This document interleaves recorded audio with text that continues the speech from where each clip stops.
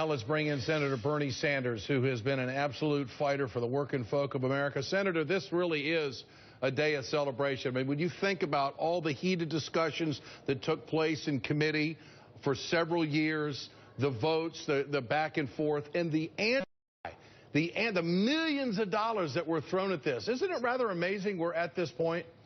Ed tried tens of millions of dollars thrown against this. Look, here's the point. The point is that our Republican friends are desperate. During the 8 years of the Bush administration, they did nothing to address the crisis of health care.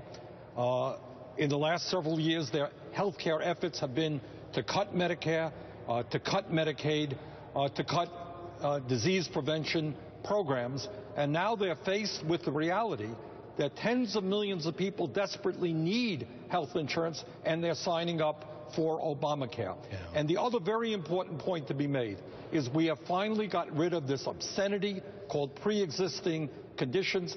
A colleague of mine was talking to a person in his state. She has a kid with diabetes.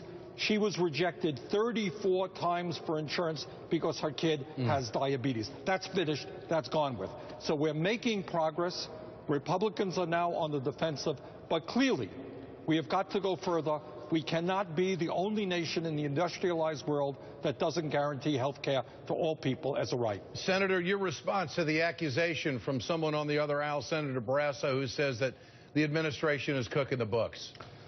Look, I think they don't like the results that they are seeing. They don't like the fact that we're seeing more and more people signing up that, in fact, Obamacare is working for many, many millions of people. The real issue that my friend Senator Barrasso should be asking is how does it happen, Ed, that in over 20 states in this country run by Republicans, they are denying people Medicaid despite the fact that 100% of the cost for the next 3 years will be paid for by the federal government. Yeah. What does that say to you about the Republican Party? They are just ideologically opposed to any kind of changes in health care. They are for profit. That's all they want. And it has to be pointed out that during the Bush years, it was double-digit increases on premiums. Those have slowed down quite a bit. That doesn't mean that premiums aren't going to go up, but outcomes are going to be better. Senator, how do the Democrats run on Obamacare in the midterms? How do you see it? Well, I think you talk with pride about the fact that more and more people are getting health insurance.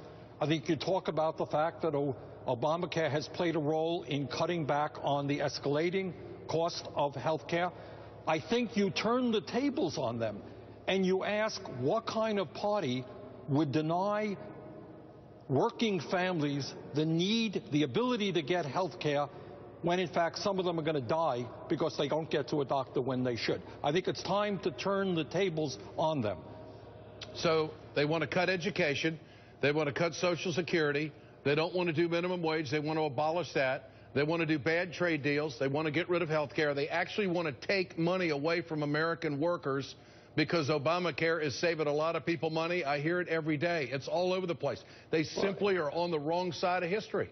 Well, Ed, at a time when we have so much income and wealth inequality, it is very clear that the Republican Party is hooked up to Sheldon Adelson, to the Koch brothers.